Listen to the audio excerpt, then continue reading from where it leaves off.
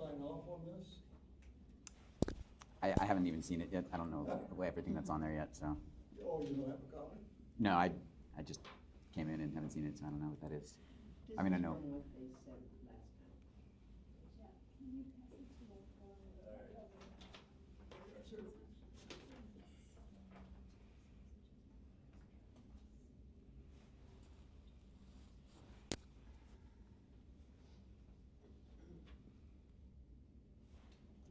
Did you do the Craig Huey endorsement this time around?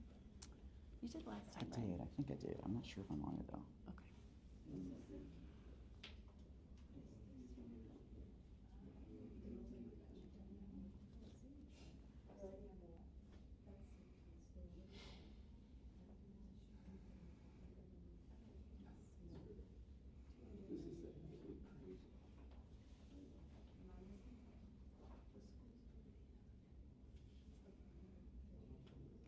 So I decided to start wrecking again because I'm like, I gotta Start do what? some wrecking. Oh, Like oh yeah, yeah, yeah. And Gosh, I got you are these- tough. I try. I got these like gnarly blisters on my. I'm like, why do I do this? Oh my gosh. So- but it's such an awesome rush of endorphins Yeah. after. I used to, like, when I was at the Air Force, I do like rucksack runs, like on the mountains. Hey, Hi. Good. I just want to say that I'm going to be here for only an hour and then I have to leave. Okay. So don't be thinking that I'm leaving without you guys. Oh, thank you That's for all right. letting Thank us you so know. much. That's another kid obligation. That's of course, yeah. All right. Thank you. Of course. Thank you for being here. Yeah, but I try not to torture myself like that now. I know. I'm like, I gotta do something. That's good, though. Yeah. Ready when everybody else is. I guess we're here. All right, good evening. Welcome. Thank you for coming. The EdfirstPV's forum for current candidates for PVPUSD School Board on the November ballot. My name is Alan Barton. I'm a community member and a supporter of EdfirstPV. I've lived here for 6 years, although my wife grew up here in the community. We have 3 kids in the system at Rancho Vista, Norlest, and PV High. So we're pretty familiar with the issues that are confronting all those areas of the school. As you are no doubt aware, there are 4 candidates for 2 seats that are open on the board, and 2 of the 4 candidates are actually sitting here in front of us. The 4 candidates are Ghandi, who's the current board president. She's seeking re-election. Eric Alegria, Jeremy Vanderhal, sitting right there, and Alexandria Blumer, who's sitting right here. So just for protocol, I will read the statements provided by Ami and Eric in declining to be here. Ami, while I would like to meet with all community members, I will be unable to participate due to pending litigation against myself and the district. That is your take. We asked Ms. Ghandi to clarify how pending litigation has impacted her ability to run her campaign, and she has provided no further information. Obviously, on a Thursday night, there's no board meeting, and I've never heard of any kind of litigation that would prevent a public servant from speaking to the public on any matter, other than perhaps the exact matter under litigation. So it's a very broad statement and a curious one that's purely editorial on my part. Eric Alegria, due to my planned participation in the League of Women's Voters Candidate Forum, which occurred a week ago, this Thursday last week, I will not be participating in this event. I will leave the conclusions you want to make on those 2 declarations to yourselves. All right, so some basic rules that are pretty standard. We're gonna have to give each candidate here both opening and closing statements. Because it's just the 2 of them and it's a fairly intimate event, we're not gonna be super strict on the clock to say what you wanna say. I'm not gonna be like, I'm not expecting you to go on for 10 minutes, obviously. Ideally 2-minute answers per candidate. Each candidate will switch off as the first person to answer each question. Each candidate will obviously get a chance to answer the question. It's not, this isn't the presidential debates with rebuttals and this and that. If there's anything you feel that you want to address in the previous person's answer, you can put it in your next answer. We're not gonna have a specific rebuttal time or anything like that. We watched the entirety of last week's debate, and so what we tried to do is develop questions here that were not duplicative with last week. So we wanted to cover like other areas, other things. There may be some duplicative stuff with hot topics, but generally we endeavored to cover different areas than what was covered last week. Is last week's debate available online somewhere? That I don't know. I was able to watch sort of a private link, but I don't know where it may be available online. Thank you. Yeah, and then some of you have submitted questions, and I'll try to factor those in. If they were close to an already scheduled question, I may not read your exact one.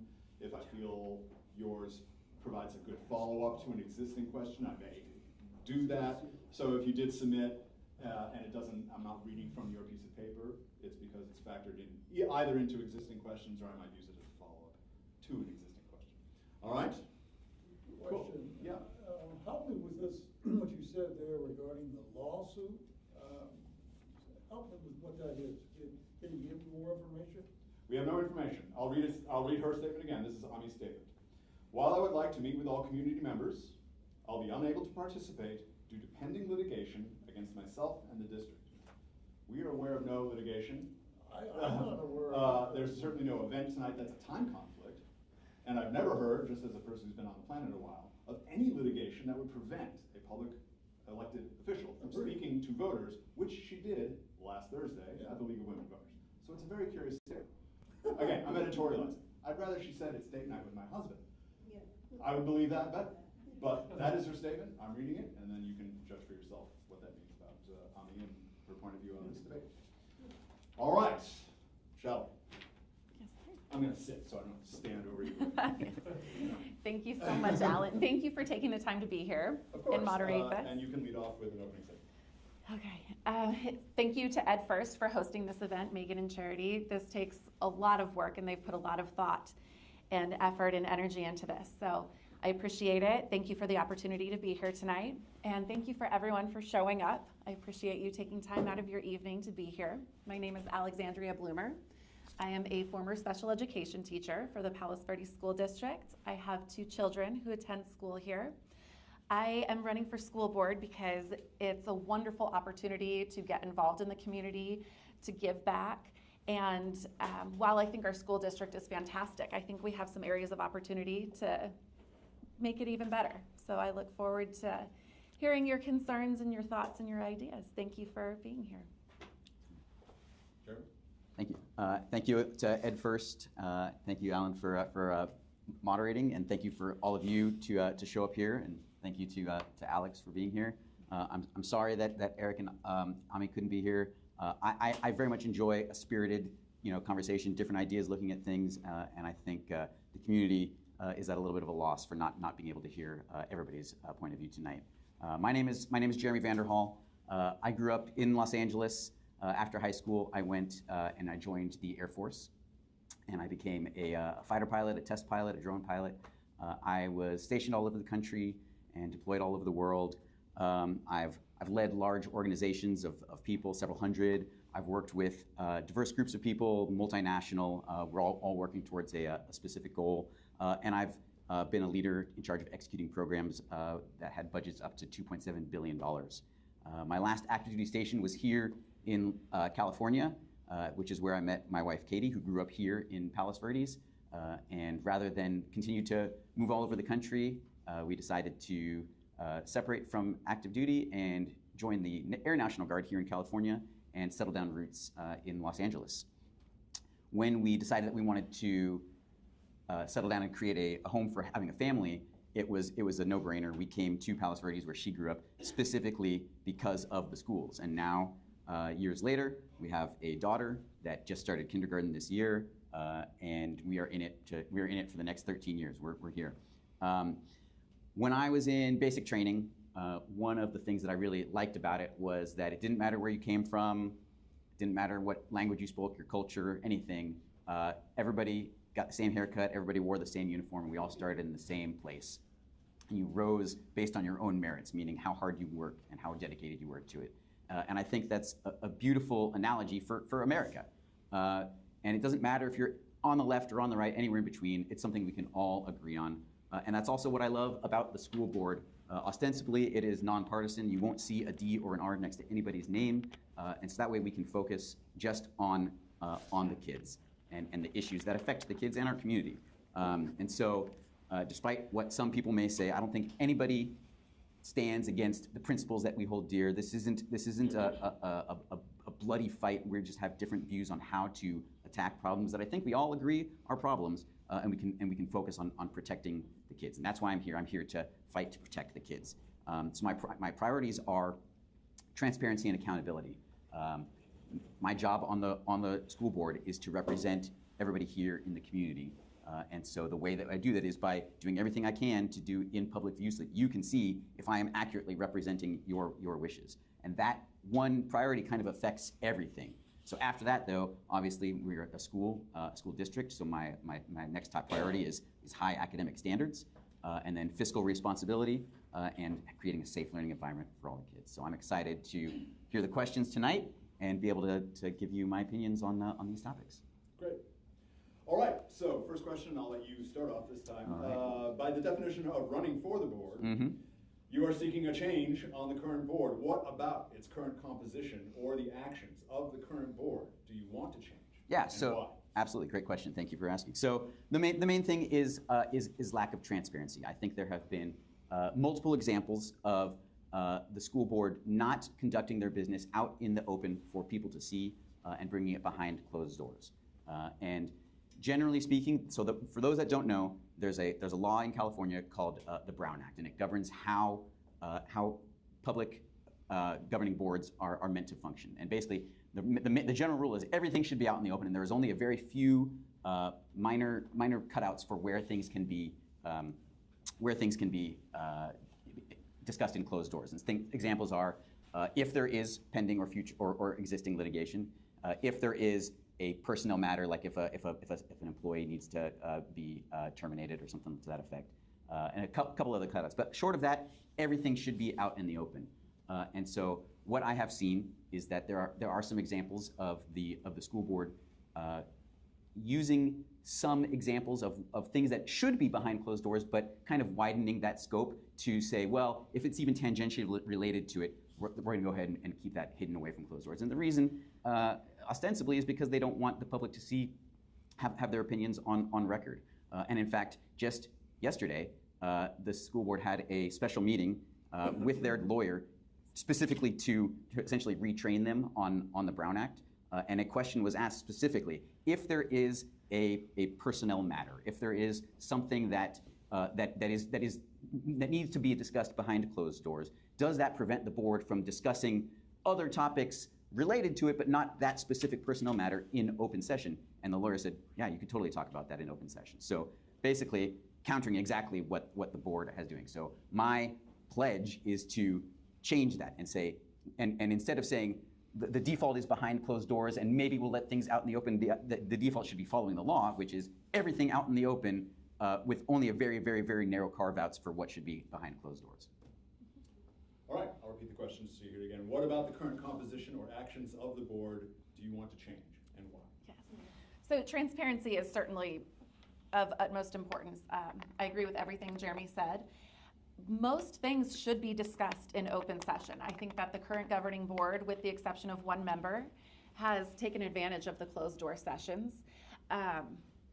Something else I want to work on, a goal to improve, is building back the trust with the families. I think we forget, because it was such a horrendous time, COVID was not that long ago. It was just a couple years. And for me personally, my oldest son, I didn't get to go to his kindergarten graduation because it was COVID lockdown. And that's just my story. There's heartbreaking stories of kids missing out left and right. As someone who has showed up to multiple board meetings with concerns, I've never been contacted. My concerns have never been followed up on. And I want community members to feel heard. I don't want them to feel like they're just showing up to speak their 3 minutes and then they go to the next person. I want to follow up. I want to build these relationships. It's really important that we foster our partnerships with the parents, because that's what makes this district so special. That's what makes this community so special. I mean, where else do you get this turnout to meet your school board candidates? It's amazing. So I would like to give that back to our community. Thank you. Thank you. All right, this is a follow-up on an issue that was brought up last week regarding contributions to your campaigns. Eric included in his answer that he received donations from local stakeholders Now, stakeholder can be a tricky word because it can mean that there are groups outside the community who have a stake in what happens inside our community, and they use the word stakeholder to make it seem local. So we wanted to confirm with you guys, can you verify that you've received funds only from local PVP family, friends, and from no one who is not a local voter? I'll leave it. You can Yes. answer first. I have only received donations from a few very generous people in this room, as well as my family in Arizona, and that's it. No special interest groups. Most of my donations are from the local area. A lot of the ones that are out of the local area are people that I know personally. You know, when you're starting a campaign, the first thing you do is ask friends and family. So, so there's some from the local, wider LA area, and I'm sure from like other places too. Like I have my graduate programs. I know there's somebody from as far away as Texas or other places too. But they're all the main point though is that they're all individuals. I have not received any funding from any political action committees helping me. So, yeah. I'm going to follow up my own question, leading to you first, Jeremy. Were you to win a seat on the board, would that commitment that may at least start now from grassroots, because you're starting out and you obviously go to family and friends, when you're on the board, what would your position be about accepting future contributions from outside entities? Yeah, I would be wary of accepting donations from somebody I don't necessarily know that's outside the community. I certainly would accept donations from friends and family. So if I run again in 4 years, friends and family, you're more than welcome to donate to me again. But no, I think it's not really appropriate to take outside funds unless you have like a very extensive conversation with somebody. I don't want to say never, but like 99.9% never, because I would question why. Yeah, I agree. I mean, we can't say with 100% certainty we never would, but 99.9% no. This is a nonpartisan position. And when you take money from someone like the teachers union, you're going to feel obligated to vote a certain way. When you take money from a state senator or an assemblyman or Congress, whoever it is, you're going to feel obligated to vote a certain way. And I don't believe that is appropriate for this position on the school board. All right, Alex, we'll start with you on this next one. How do you currently view the reputation of PVPUSD? And this can be in relation to anything like statewide rankings, testing, levels of college acceptance, community trust and support, and how would you change that perception if you see that it's off?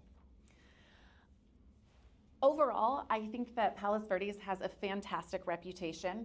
I spoke to it in my opening statement, how powerful this community is. I think that's what sets us apart in California is the community involvement and particularly parents. I did my schooling in Bakersfield. I went to Cal State Bakersfield, and the parents, the families were great, but a lot of them are working class. They were working. They didn't have the time to volunteer in the garden. They didn't have time to go to Art at Your Fingertips. They wanted to. It's not that they were negligent, but they had to work. And so that's something that I think is very special and speaks to Palos Verdes' reputation. We have wonderful programs in our schools. And I think we've hit a little bit of turbulence the last few years. And I would like to clean that up, whether it be through fiscal responsibility, transparency, and connecting with the community, not just parents. I think that's what's really important is, as a school board member, of course our children are of utmost importance, but we also have all these taxpayers, right? I mean, we have about 10% of the families in Palos Verdes have kids in the schools. We have an obligation and a commitment to represent all of the community members. So academics and reputation-wise, we're doing very well. Like we're number 6 in the state and we have high graduation rates and college rates. So, and I talked about this at the last one, but I'll mention it here again. Something like 98% graduation rate, which is great. But then if you look at the standardized test scores for 11th grade, is the last data we have, is 20% of them are not meeting the standard for the state standard for English, and more than 30% are not meeting the state standard for math. And so what's really interesting and awesome about the community is everybody's very involved. I gave that statistic last week, and in the span of a couple days, a parent reached out to me with a theory as to why those numbers are low.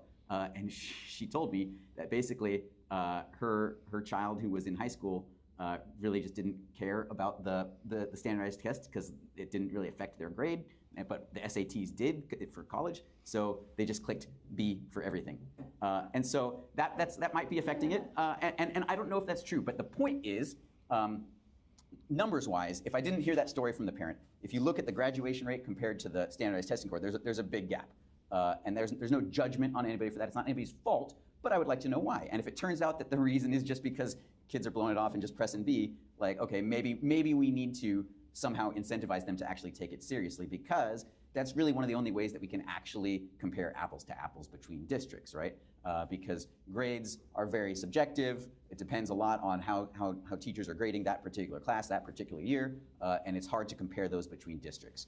I will say one other thing to Alex's point about the community caring about the district is we are fortunate enough to live in a district that has enough families that are able to financially support through PEF and through PTA donations, stuff like that, in order to support all these positions that otherwise we wouldn't have based on the state funding.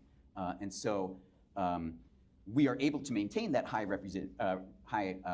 reputation only by the grace of these families, which is great, but that's not the way it ought to be. And the reason why we're in that position is because we are getting very much the short end of the stick when it comes to financing. And I assume, Alan, you will ask a question about financing later, so I won't go too into detail on it now, but stay tuned. Well, in a way, the next question was to talk about music and arts. It's been known for decades that music and arts training improves test scores, discipline, focus, mental health across the board. Currently, most music and arts in the district is supported by PEF. What, by your understanding, is the current status of music and arts funding in the district, and what would your plan be regarding that? You can lead off, Jim. So we did actually just recently get a music and arts grant from California, basically on, I can't remember the name of it, but we do have a recent grant, and we are using that for arts. I would say, though, that we need to make sure that when that grant comes, we are actually using it for its intended purpose. There has been a tendency sometimes to have a grant and say, yeah, we'll use a little bit for what its intended purpose is, but other than that, it's just going to go into the general fund or boost salaries for teachers, which I'm all for, but not in this grant that is specific for an intended use. So definitely making sure that we are using grants for their intended fund. I would absolutely prioritize making sure that grant does go where it's intended. Music and art is such a fantastic opportunity for our students to excel. Maybe, my son, he does not excel at everything, but if drawing is his thing, then I definitely want to make sure that he has access and opportunities to art classes or music. He loves music and plays piano. So I think it's a wonderful thing, and I appreciate PEF. I hope everyone's coming to Toast on the Coast. That's their event. That's coming up on October 5th. So we really couldn't do a lot of these programs without PEF. All right, essentially the same question, but targeted towards sports and athletics. Same benefits on discipline, focus, physical health, mental health. We hear a lot of questions about mental health that seem to have treated as a separate category, which it may well merit, but possibly at the expense of existing programs that improve the physical and mental health. So again, now with sports and athletics, what is your understanding of the current funding, and how would you change it if you could? Currently, it's my understanding that most of our athletics are supported through booster clubs. So again, parents, PTAs, fundraising. I think it is so important to have sports and opportunities for children to sorry. If I seem nervous, it's because I am. I think it's important to allow children the opportunity to participate in the sports. And currently, our district contracted another year with Sage Therapy. And some of them are unlicensed therapists. I think this is not the best use of $750,000. I think that we could do a lot with our sports for that, because sports is a fantastic outlet for students. And to speak about mental health, because that is something that's very near and dear to my heart. I think everyone in this room would agree that it is. It's important for kids to feel like they belong somewhere. And we need to provide these opportunities. And I feel like the athletic clubs, the sports, it's an opportunity for kids to feel like they belong. It's an outlet for them. I personally do karate. I train Tung Sudo with my son, and it's fantastic. It's my version of therapy. Thank you. Jeremy, on sports and physics? So my daughter also does karate. She's super cute. She's got her belt test this weekend. We're very excited for her. But what I love about it is that exactly what Alex was just talking about. It provides her a little bit of discipline, goal setting, a little bit of teamwork and fun and physical fitness. And I think those things all combined wrap into mental health. Now, I will say, when it comes to mental health, Alex hit on SAGE, stuff like that. But what's interesting is, so $750,000 a year, that's in addition to the approximately 50 mental health staff members that we have on staff in the district. So I'm not sure what extra benefit SAGE gives above those 50 staff members. I was actually reading a really interesting article this week, and for anybody that wants it, I will forward it to you. Send me an email later. It was from the Manhattan Institute think tank, and they were doing a study on universal mental health for children. And what they kind of came up with is that, generally speaking, for schools, there's a lack of high quality evidence for school-based mental health. Not that it isn't good, but we don't know for sure that it reduces mental health conditions, and it doesn't necessarily improve academic outcomes. It primarily serves kids not that necessarily need mental health, but it also insufficiently serves those that actually do have mental health disorders. In addition, there's some potential unintentional harm or underestimated harms, like potential poor quality care through unlicensed therapists, misallocated spending, and potentially some reduced accountability for that.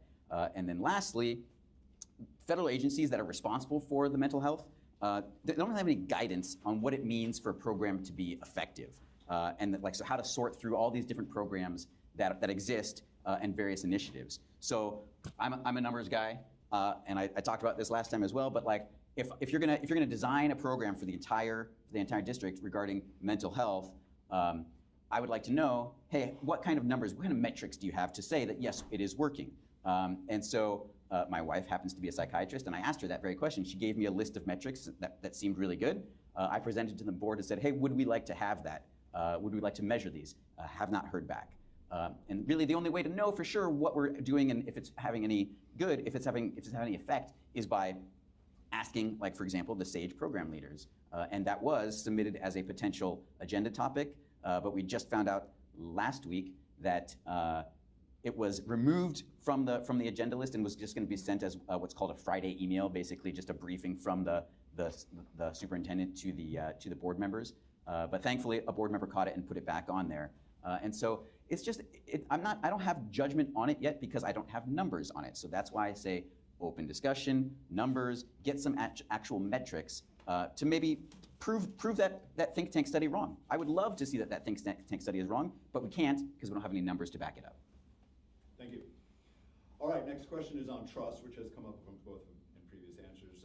Alex, you mentioned it. The COVID lockdowns and the closing era and then the reopening era between 2020 and 2022, it fractured communities around the country, including this one, but particularly in relation to school closures and the terms upon which they would reopen and the protocols the kids had to go through upon that reopening. Many in this community felt that they were not being heard on their concerns and their objections about how this was being done, how it was being run by the board, and where was the board taking their money and their orders from. So a certain amount of trust was broken with a good chunk of the community on that count. How do you seek to win back that trust and ensure that it won't be broken in the future? You'll lead off, John. Yeah, great question. And the answer is exactly what I talked about in the beginning, is have everything out in the open. And I expect and I hope that even my staunchest supporter, if I'm not doing what you expect me to do, call me out on it. I don't want a yes man or yes woman to tell me that I'm doing a great job when I'm not. I have thick skin. If I'm doing something wrong, tell me, and I will be responsive to it. And that's how it's supposed to be. We're supposed to be representatives of the people and not just shut out the people once we're elected. So I hope that everybody in this room and everybody that's watching, if you don't like what I'm doing, please come and tell me about it, and I'd love to hear from it so that I can make myself and make the district better for you. Yeah. I agree. I think it all comes back to transparency, putting some sunlight on it. We need to also acknowledge that we did not do right by our students.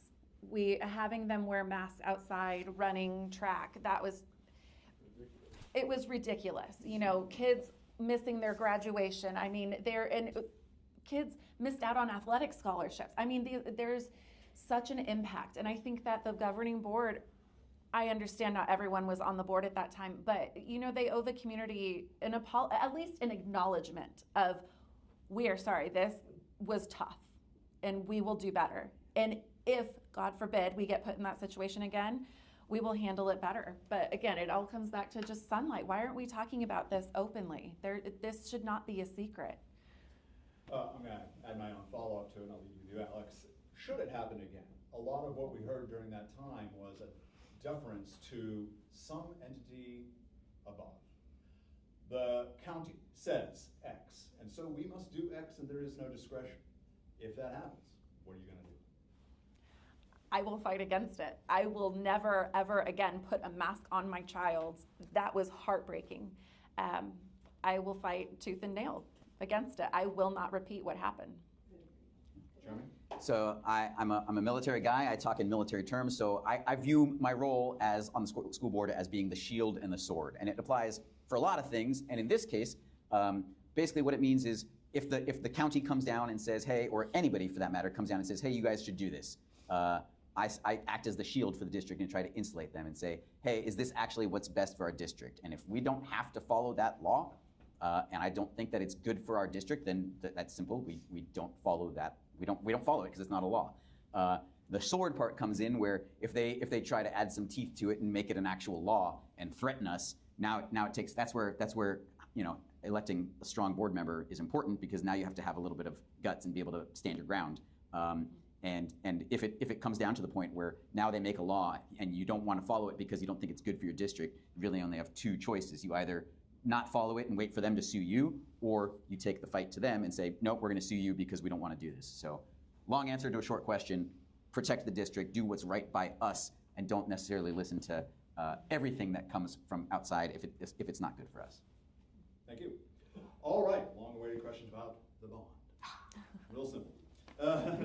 If Measure SOS passes, what is your plan to ensure that the funds are indeed spent on deferred maintenance and to guard against waste, fraud, and abuse in the implementation of that? You'll lead off, John. So first off, thank you to one of the board members who was able to get some protections added to the bond language to make it more difficult for bad actions, I'll say, when it comes to spending the bond.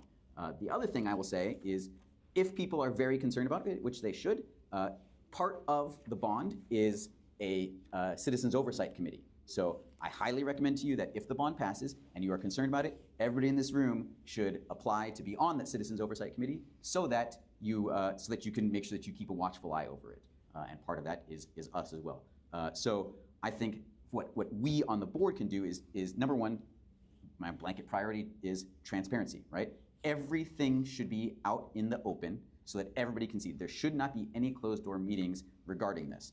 In addition, every bid should be a sealed blind bid so that we don't know which company is doing it, so that there's no chance of impropriety of, you know, friends picking the friend's company or something like that. Everything should be on the up and up without any interference from the outside.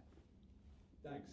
Alex, again, if it passes, what is your plan to ensure that the right thing is done with the money? Transparency. It should be on the agenda before we sign any checks and pay for anything, approve anything. It should be discussed in open session. It should be put on the agenda. Multiple bids, sealed. Just echoing everything Jeremy said. I agree. All right. The flip side. If Measure SOS fails, the district is still going to face tens of millions, perhaps 100 million or more, in significant deferred maintenance issues, some of them acute. What is your plan to address that if it fails? You can lead off, Alex.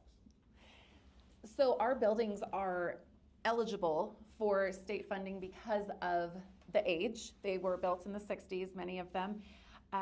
It's not going to be a lump sum of $300 million, but it is a start. I also believe community fundraising can be a very powerful tool. I think I know there are a lot of affluent, very generous people in this community, and I know that they will likely give more money than they would be taxed from this bond to a specific project if they knew exactly where it was going. The community wants to invest in their schools, and I think that's really important that we point out, because there is this narrative of, well, don't you care about our kids? Of course we care about our kids. That's silly. To say if we don't support a bond, we don't support our kids. That's ridiculous. We want fiscal responsibility. We want transparency. People are still, have their trust issues with the board. Everyone has their unique position and experience with the board. So I think a lot can be accomplished through community funding. I think there are some options. I was suggested not to bring it up, but potentially solar panels. I don't know. It's worth exploring. We need shade structures at a lot of our school sites, so that's an option. I don't know. We can look into that, but the bond is not the be-all, end-all. It's a $300 million bond is going to be the quickest, easiest fix, absolutely, but we need to pursue the root of the problem, and that also comes back to the LCFF, the local control funding formula. So all of your tax dollars goes to Los Angeles County, and it's distributed, and roughly each student in LAUSD gets $16,000. We roughly get about $10,000 per student. That's not equitable. We have an obligation as board members, as community members, to advocate for our children's constitutional right for equity. That's not equity. It should be penny for penny. And there's something right now that was filed by Goodwin Law Firm, and they are in the process of pursuing litigation. Let me get my trusty notes. I want to make sure I do right by this. So they have written on behalf of California public schools, their families, and the grassroots organizations who had been adversely affected by California's discriminatory and unconstitutional system of public school facility funding. So I think that's really important to fix the problem at the root. I think a bond is a Band-Aid, and we need to fix the problem. Thank you. I agree. Thanks. All right, Jeremy, again, if SOS fails, the district still faces tens of millions, perhaps 100 million or more in significant deferred maintenance issues, some of them acute. What would be your plan to address that? Thank you. So first off, since it was brought up as one of the first options at the last debate, closing schools and selling land is like not an option. It is the back of the line. Don't even think about mentioning it until we've exhausted every single other option. Because once that land is gone, it's gone forever, and who knows what will be put on it. High density housing is an issue, especially in our community, and there's a high likelihood that that's what be it used for. So we'd have to be in very, very dire straits for that to even be on the table. That said, before I talk about what I would do if the bond doesn't pass, I want to just quickly say that there's a difference between the replacement costs, which is what the bond would cover, versus deferred maintenance. So a lot of people have seen like the facilities master plan, and like the number that they came up with was something like 128 million, but the bond is like 300 million. So there's like kind of this disparity. Where does that come from? So I talked to one of the assistant superintendents who looked into it, and basically what it comes down to is that 128 million is maintenance. So like Band-Aids, like fixing roofs but not replacing roofs, fixing pipes but not replacing pipes, just like things to keep it alive for a couple more years until they can maybe replace it. The bond is replacement costs. So that's why there's a difference.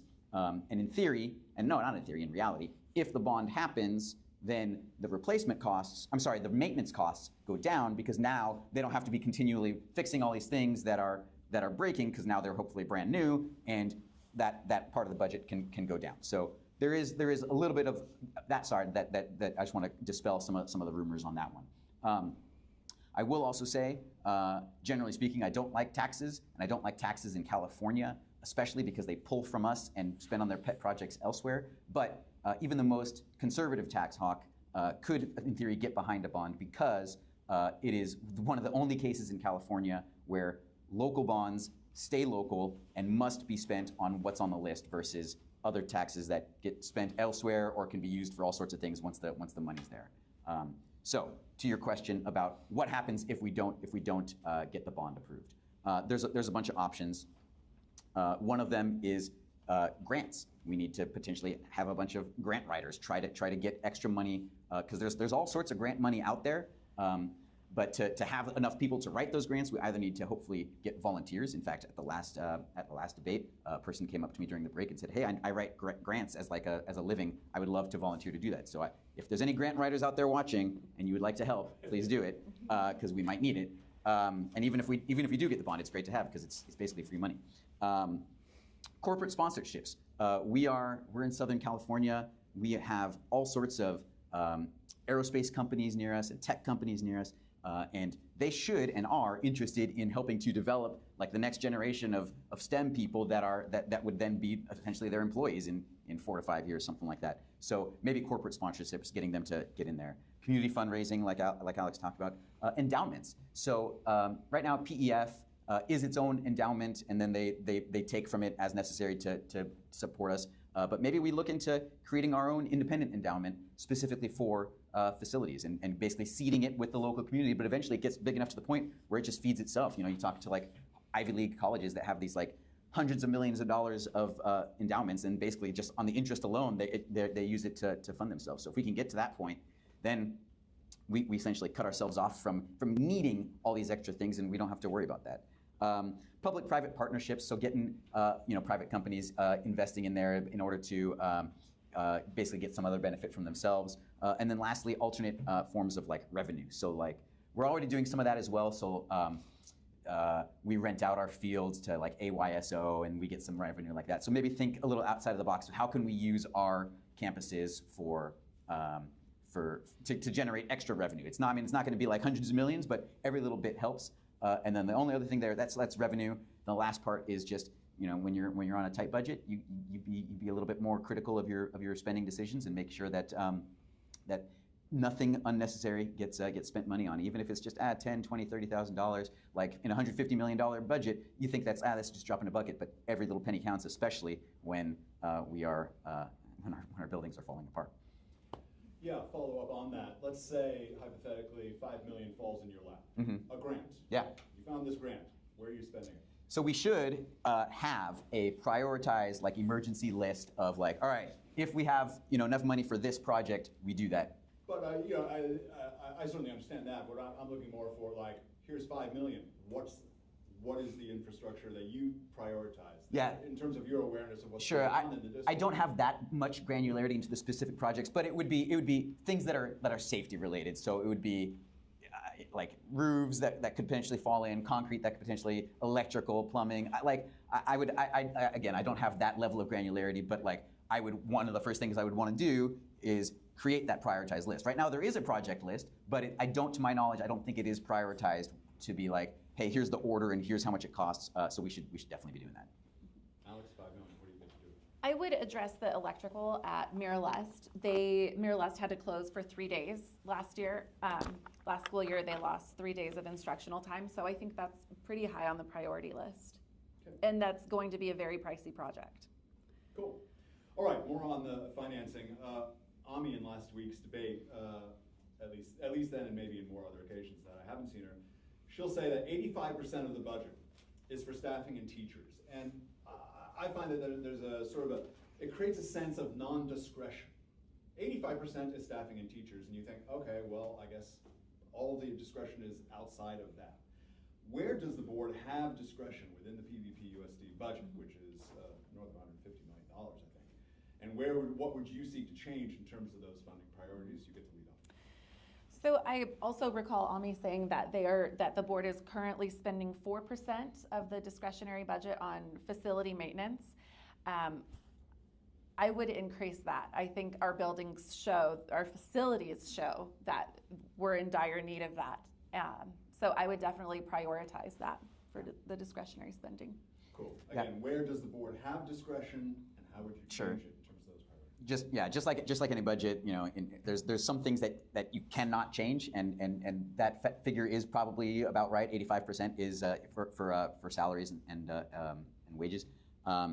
There are some like state mandated minimums, so like a minimum of 3% of the annual budget has to be spent on maintenance. So I definitely think, especially if the bond does not pass, that we need to potentially increase that. but it's about reprioritizing all the rest of that. So there are some things that if I had unlimited funds, I'd love to give teachers raises. I'd love to give every kid a laptop. I'd love to have modern classrooms, everything. I'd love it, but that's not the reality we live in in our district, in our state, in our country.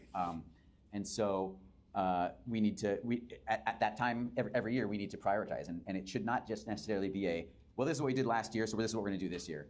It needs to be an annual and probably even quarterly or maybe even monthly, like, hey, what is the no kidding priority and where can we shift funds around that we have at this time? We do have a really great financial staff. They're overworked. A lot of people that are working on the budget and finances for the district do multiple jobs, and so it might be a force multiplier, as we say in the military, to get some extra people to help in on that, to basically find ways to find extra money that could be freed up for other things that are more high priority. Cool, thank you. Workforce housing. California is currently pushing districts to create what's called workforce housing for teachers and staff on land owned by the school systems. Some people may not know that this is a push. Where do you stand on that issue? I think you get to be on. So obviously I'm very much against it. So here's the history on it, or like not really a history. It's happening right now, I guess.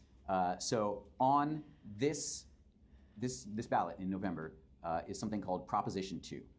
And I can't remember the name of it, but it's basically being marketed as a facilities bond to help schools with facilities that need facilities repairs. But it's a $10 billion bond, and if it passes, everybody's taxes in the entire state will go up. But there's a bunch of catches to it.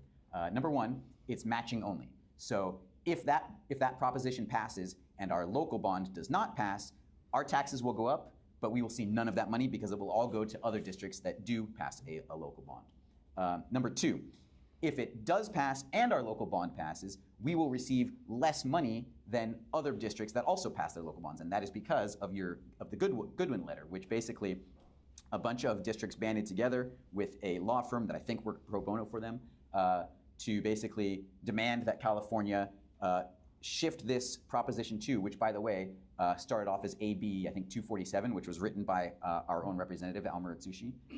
So thank him for that. Basically forcing California, or strongly recommended, and they adapted it to basically make this sliding scale. So now basically it used to be based on these like proxy parameters like English as a second language or foster care, but now like the veil is gone and it's purely based on wealth. I think it even says the word wealth in it. So basically, if you're a wealthy district, you get less money. If you're even though you pay the same amount of taxes or probably even more. But here's the one that like the absolute nail in the coffin for me on Proposition 2. California State Superintendent of Education Tony Thurmond wants to earmark a chunk of it. I don't know if he said exactly how much, but a bunch of it for workforce housing on school property. And so the way that my understanding is the way that it's going to work is he'll like offer it as this like carrot, like, hey guys, do you guys want this facilities funding? I know you need it, but if you take it, then we get to build facilities. We get to build housing on your land. So again, that's why it takes a strong board with a sense of intestinal fortitude to not give in to that and basically take dirty money because the price of it is way too high. So short answer to your question, absolutely not. I do not stand for high density housing being built on school land. Alex, is workforce out. Jeremy hit every point and then some. I don't believe that workforce housing is in the best interest of our community. I do not support it. And I do want to say that I know that Julie Hamill worked really hard to put in some safeguards in the bond. So if the bond does pass, workforce housing is excluded from that money. That's true. Sorry, can I actually say one more thing? I forgot to mention. Is that okay? If you're done, are you done now? Yes, sir. Okay. Sorry. So there is a general complaint, and I absolutely sympathize with it, that like because especially here in Palos Verdes, housing is so expensive, so the teachers that teach here can't afford to live here based on a teacher's salary, and I 100% sympathize with that. The solution to that is not to create this like high density housing. The solution is to have more money so that we can pay them a better salary and attract and maintain high quality teachers. But the way that we do that is by fighting against the state to get more money back that we are entitled to through the LCFF And that's how we can, it's a rising tide raises all ships, right? It's good for the teachers, it's good for the students, it's good for the community, it's good for the parents, and it's good for just the law and fairness. All right, Alex, you're going to lead off on the response to the next question, which broadens it out from workforce housing, but to the general issue of local control. You talked about the LCF. Seems to be a battle between local control within a community and what the state, as a money spigot, which then comes with obligations, requirements, and all of that. Where do you stand in general in terms of local control versus state, and how would you fight the state creep? You know what I mean? That they just are more and more coming in, usually with funding as the carrot and stick to get more control. Right. I'm a big advocate for local control to local people. I do not think that the people in Sacramento should be making decisions about how to spend your tax dollars. And I'm sure we'll get into the curriculum also, but I truly believe in fighting for local control from the local people. Your answer can include a curriculum if you want to. I'm not following up with Oh, okay, yes. But if you want to address that. So we get suggestions from the state, right? This legislature.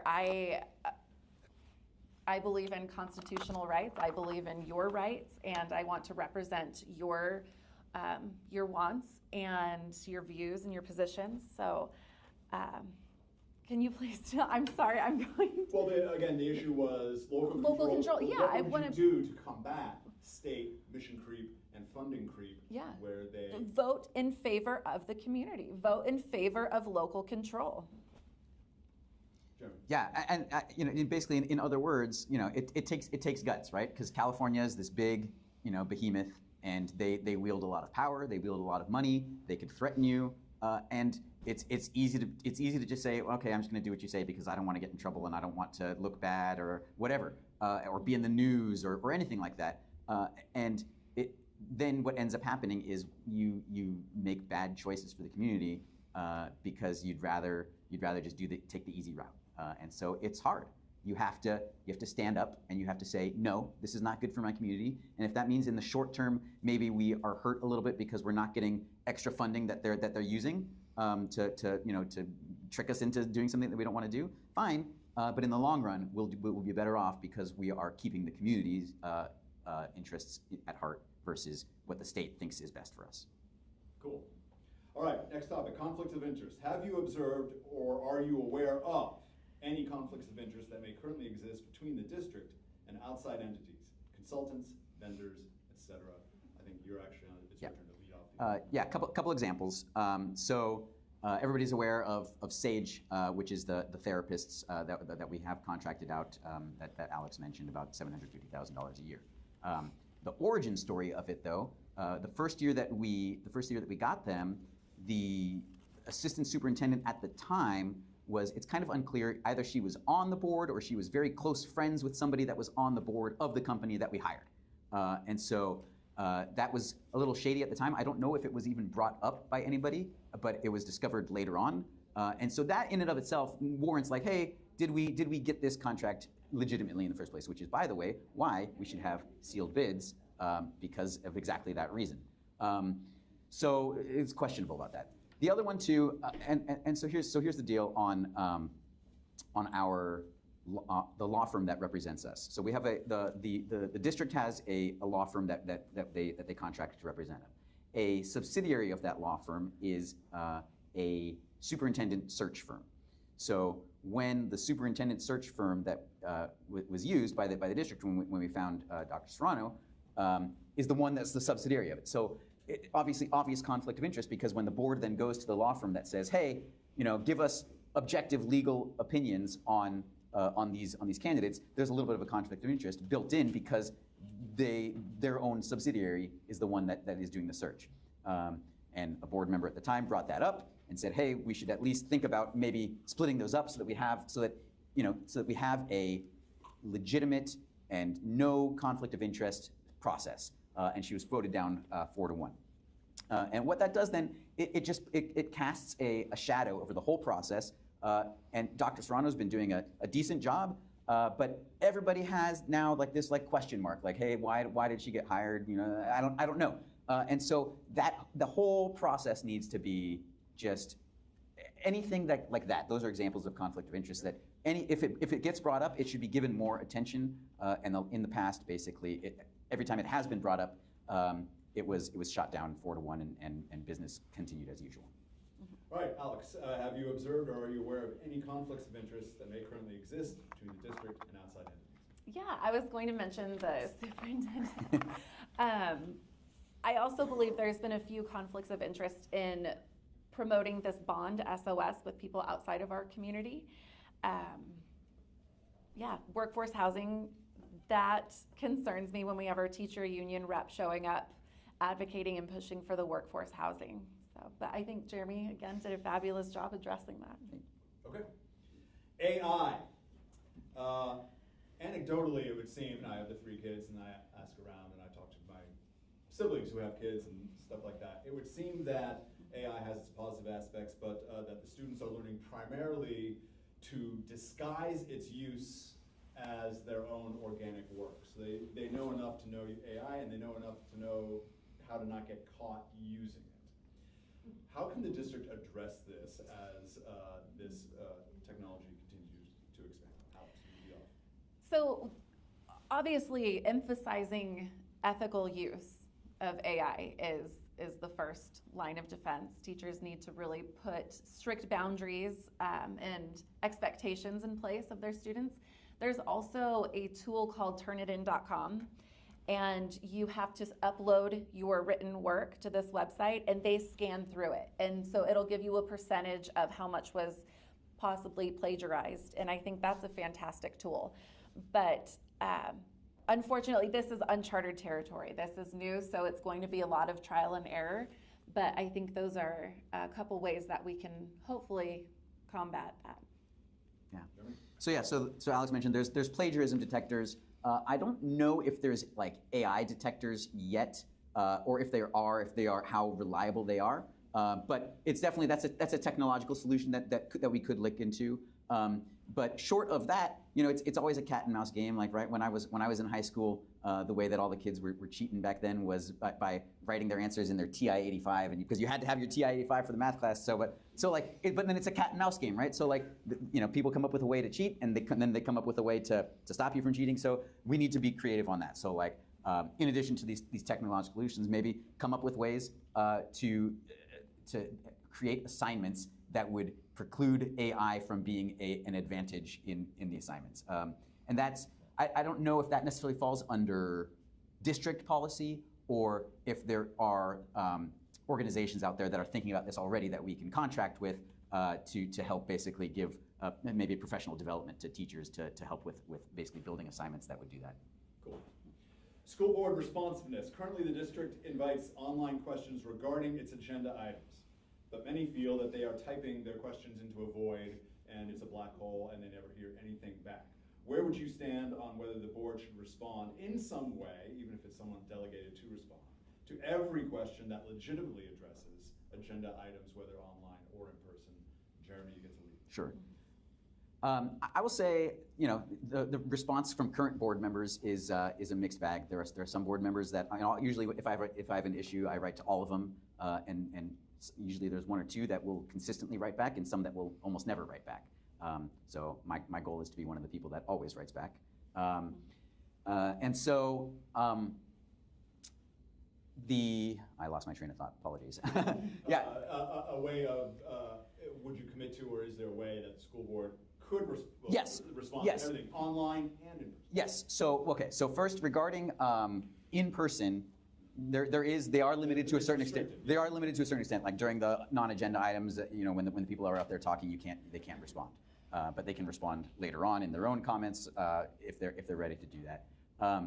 The other thing too that I think is just a kind of more broad general way to get the community's feedback onto it. The current way that agenda items are selected for discussion is a joint decision between the board president and the superintendent, and that's it. Other board members can suggest or request them, and they go into a hopper. But then the actual selection of them is by the board president and the superintendent. So one of the things that I would recommend is let's take a look at the policy that does that and see if maybe we can revamp that to be a little bit more inclusive, so that there isn't this close hold over what gets talked about. There are some things that are necessary to talk about, like budget cycles and things that come up, but especially when it comes to controversial issues or things that the community cares about, which has happened, and people are screaming to talk about this thing, and the board just never talks about it.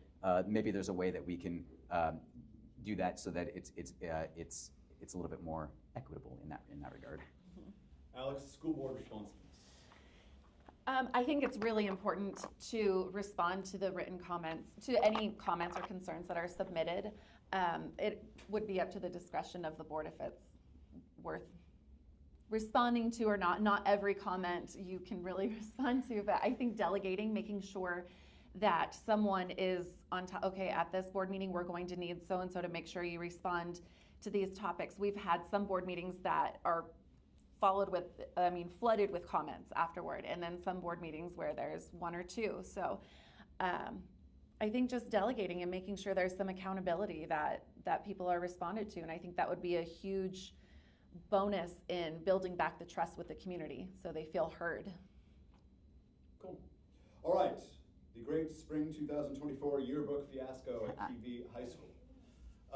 Without getting into the specifics of the controversy itself, you can address as part of the answer to the question, where do you see the breakdown? Where was the breakdown? You'll lead off, Alex, and that occurred there, and how would you address it as the board?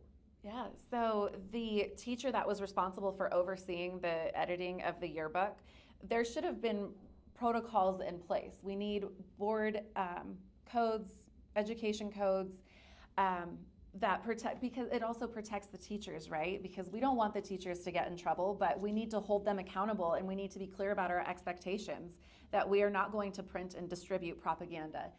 It seems like it would be a no-brainer, but apparently it wasn't. So I think the breakdown happened there in the classroom. That teacher really dropped the ball. Cool, Jeremy? Yeah, so there's a difference even just between PV High School and Peninsula High School, right? Peninsula High School doesn't do those kinds of like news/opinion articles in their yearbook, but PV High School does. And in fact, something I heard like secondhand, so I can't verify that it's true, but like supposedly the teacher in charge of Peninsula was like, yeah, I would never do that because for exactly this reason. I can't verify that. It's word of mouth. But it makes sense, right? Like for exactly this reason. So when you have an incident that happens in one school and it wasn't even possible to happen in the other school, you look at why is that? And so it comes down to policy. And so if one specific action that can come from this is, hey, school board should create a policy that says, for yearbooks, controversial issues should remain out. It should be a nice, memorable keep case that everybody loves taking home and everybody signs and you look at. Wouldn't it be nice if the school board talked about it? Because everybody wants to. To be clear, I don't think that the student should be punished. I don't think that the teacher should be punished. I think this is a teaching moment for everybody because a lot of people that read the article thought, it's not anti-Semitic. What's the problem? It's just opinion or fact or whatever. When in fact, it actually is very anti-Semitic, and there was a huge paper put out by a group that I'm involved with, basically point for point countering, showing why almost every line in it contained falsehoods and anti-Semitic tropes.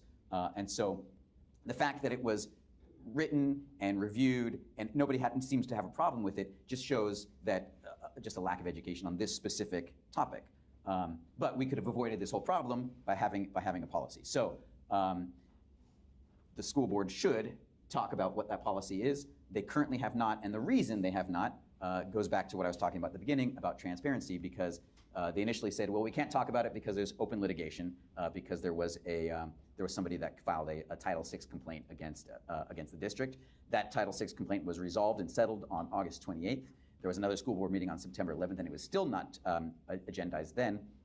And then last week, the board president said that the reason was not just because of litigation, but now an investigation. So suppose the only word that I had that there's any kind of investigation at all about this particular incident was one quick part of a line in an email that the superintendent set out about an investigation. And I've heard word of mouth from people that the reason why it's taken so long is because over the summer, all the people involved went home or went on vacations and you couldn't reach them. And that's, if that's the reason, that's the reason. I don't necessarily agree with that, but that's not the point of this. The main point, though, is that litigation and investigation, according to the district's own lawyer from yesterday, said does not preclude a discussion on, protocols and policies related to it. So my personal opinion on this is that the board didn't want to talk about it because it looks bad, right? It's not a good look for them to talk about this in person or to have their opinions on public record, and so they hide it and they use these excuses, and so that obviously needs to change. Cool. We're almost done. 4 more questions. Sex ed. Within the sex ed curriculum that is delineated by state mandates, et cetera, there can be plenty of debate, and parents generally have the ability to opt out of that. Mm-hmm. This question concerns any improvisational or sort of quasi-intentional improvisational sex ed that's happening outside of the official curriculum, either through commentary during history class, during literature class, selection of angles to take in those areas where a teacher may be able to advocate for their own sort of sex ed program in the class. Where do you stand on that? I think you start. Yeah. So real quick, talking just about sex ed, the law is pretty clear, but even though the law, in my opinion, is pretty clear, there's still some controversy on it. In fact, at one of the board meetings a month or two ago, or maybe it was at the end of last year, they were talking about like updating this policy, talking about what specific sections of sex ed parents can opt their kids out of. And the law seems pretty clear to me. It said something to the effect of like any and all lessons that they could pull out of. I don't remember the exact wording, so don't quote me on that. Law seems pretty clear to me, but one or two board members in particular said no, because if you pull out, now you're being biased against a certain group of a certain community. And so I think, in my opinion, the law is very clear, and so we should follow the law. Now regarding outside sex ed. Again, the law is very clear. There's first of all, the main controversy happened in 2023, early 2023, when a teacher read and assigned a book that was not on an approved list, and it contained a pretty controversial topic that was tangential to basically sex ed, and parents were upset about it, and a lot of people came to the board basically in defense of it. But basically changed what the actual thing that they were upset was about. Everybody was saying, "Oh, you're trying to ban a book. You're trying to ban a book." And after all the comments were done, a board member asked the superintendent for clarification: "Is anybody here trying to ban a book?" And the answer was no. And so people got very upset over something that actually was not an issue. The way that we solved this, and it was solved, was re-emphasize that you do not select books that are not on your approved list because exactly this reason, and we move on with our lives. Yeah. Cool. Alex, improvisational sex ed outside of the opt-out? Absolutely not. It is outside of the teacher's jurisdiction. If they are in history class, they have no business improvising or providing supplemental material about sexual health. I believe in setting parameters. There have been instances where teachers have books on their shelf called, for example, Sex is a Funny Word, and it goes into masturbation and anal sex and really inappropriate things that I don't want my child to be exposed to. And someone might counter that by saying, well, they're going to be exposed to it eventually. Well, my 8-year-old is eventually going to have a driver's license. I'm not going to throw him the keys tonight, when it's time, and it should be to the discretion of the parents, because thank you, ma'am. I am the expert on my child. I have the utmost respect for teachers. My mother was a teacher, a second grade teacher for 20 years. She is the expert at that. I was the expert when I was teaching. The parents are the experts in their children, and they should have the final say. Absolutely no improvisation, no supplemental material, nothing outside of the state law. And that is a hill I will die on. All right, thank you. Thank you. 2 more questions, and then the closing, and we're pretty much done. Data mining. Many free services, extensive health questionnaires, and surveys of the parents can involve the data mining industry. What is the district policy currently on data mining? What is your position on providing any student family data to entities outside the district? Alex, you start. I am not currently aware of what the district's policy is with data mining. I personally do not support it. I do not want my child's data up for sale. I don't want my family's data up for sale. As a board member, that's something that I would fight to protect. Jeremy? So at last week's board meeting, they had on the agenda something about a new anti-bullying program that is being potentially and is going to be piloted at Silver Spur and Dapplegray.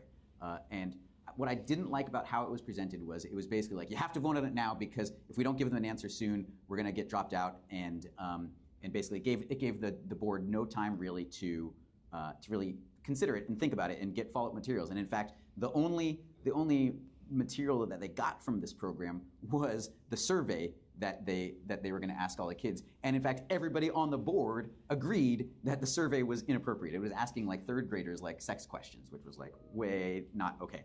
In addition, so the reason why this was like a good thing was because it was free for us. Like basically, it's no cost, but nothing's ever really free, right? There's no such thing as a free lunch. The cost that goes with it is they're doing research and they want to see how effective this anti-bullying campaign program is. But the cost of that is that the data goes to the county, the LA County, who's running this. And so when you go to the LA County's website, the first thing that pops up is it says, "We were just a victim of a data breach. Please contact us if you are concerned."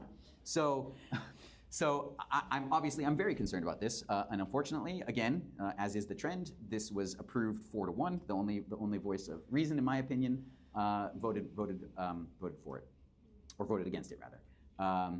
And so we need to keep that in mind, right? You know, kids need to remain innocent. My daughter needs to, not have her data out there swimming around it. Who knows what else? It's obviously very important. Parental permission. Currently, more formal programs like music and sports require parental permission for the student to sign up. Should there be required permission for any and all student extracurricular activities, mostly regarding the many clubs that can center around controversial political or social agendas? But basically, should we build a permission wall around all activity, or keep it at pretty much where it is, which is music, sports, field trips? I haven't really taken too much time to think about that, but yeah, and especially because exactly what you said. There are some clubs. There's some that are like just regular, any old day clubs, but there's some that are hot button issues, and I'm fully supportive of kids being involved in things that are important to them. But I don't think it's too much of a stretch to ask, hey, if any club that you want in, don't limit it only to what people consider like the controversial list. It's just every club. You bring it home for a parent signature, and if a parent really has a problem with it, then it's worth a conversation, and that's a conversation to be had between the parent and the kids, and that part of the conversation is none of our business. Cool. Alex?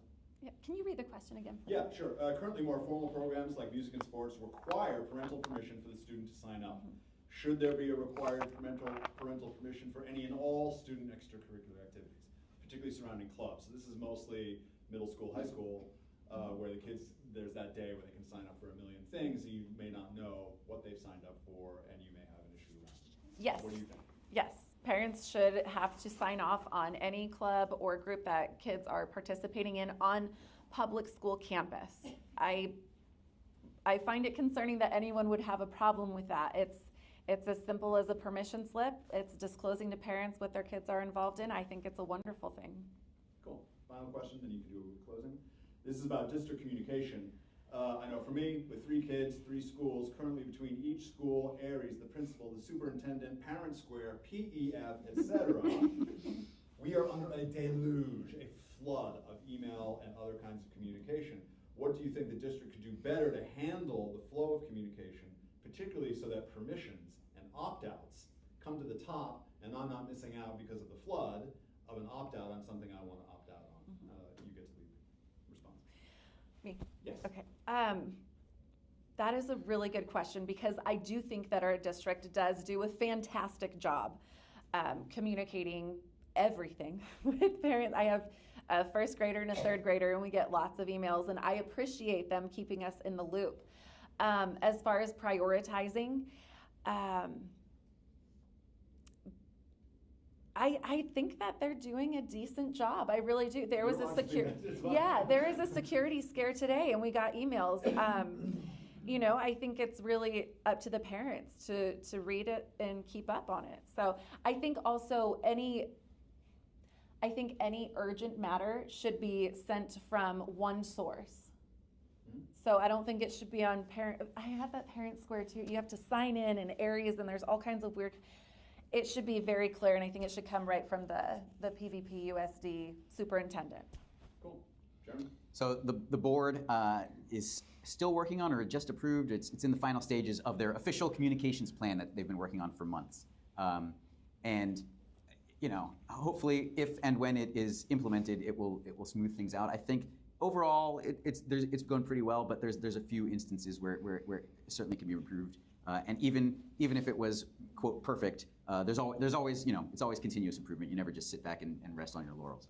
I'll give a recent example of where communication didn't go as great, and maybe think about how to work that into updating the communication. So last week there was some sort of security incident at PV High School in the afternoon or evening, and so much so that it required calling Lomita sheriffs. So we don't know what it is. The following day, like in the late afternoon, after kids had already gone to school and had been in school all day, that's when the principal sent out an email saying, hey, by the way, last night something happened. We called the sheriff, but everything's fine. So I think the default for communication should be early and often and as much as possible, because parents deserve to know. And even today with the safety incident, yes, it got sent out, but again, it's like, hey, there's a general threat, but we don't think there's a specific threat, so everything's good. And it feels almost like we're being spoken to like kindergartners, like, hey, don't worry, everything's fine. Like, give me the information. Like, I want to know. Like, if it's unless it's like something that, like, because of the nature of the threat, we can't tell you because it might make the threat worse, then I understand. But like, hey, if it's something, give me all the information and let us decide if it's something that we want to know or not. Don't curate it for us. Great, thank you. All right, closing statements. I believe who I spoke opened. first? Yeah. You spoke first, so Okay. Jeremy. So first of all, thank you everybody for coming out, and thank you for moderating, and thank you for hosting. I'm very sad that Eric and Ami weren't here, because I think Alex and I see eye to eye on a lot of topics. I actually enjoy talking with people that I disagree with on things, because through this back and forth, you actually find out the best solution. Maybe my solution is not the best, maybe their solution is not the best, but by talking to each other, we can. And by not coming to the community, I think that does everybody a disservice. I really real quick want to just say, last time in the closing statements, I was accused of using a community's pain for my own political gain, and I was told to keep divisive issues away from the boardroom. What I want to say is there will be divisive and controversial issues, right? It would be great if the school board could just do boring things every day and we just run the schools, but things will happen that are divisive and controversial. But by hiding it, you don't make them go away. You have to address them head on. You have to bring them out in the public for everybody to see and everybody to discuss, so that the community can rightly judge how you're doing. And so my promise to you is, if there is something divisive and something controversial in the community that needs to be talked about, I will talk about it.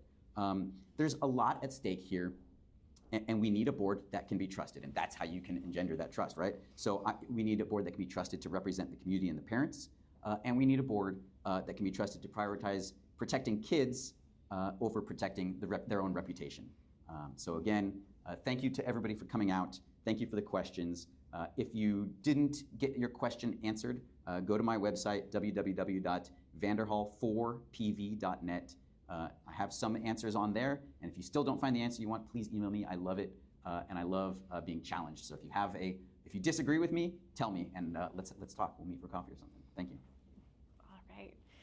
All right. Thank you so much, Alan, for your time tonight and all the questions. Thank you, everyone, for showing up. EdFirst, thank you for hosting.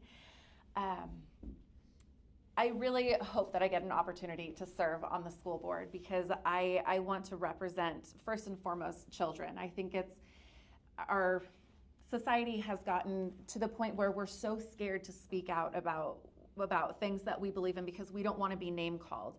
And I think it's really important to have someone with a backbone and integrity that is willing to be the bad guy. And I'll do it. If it's in the best interest of a child, I will do it.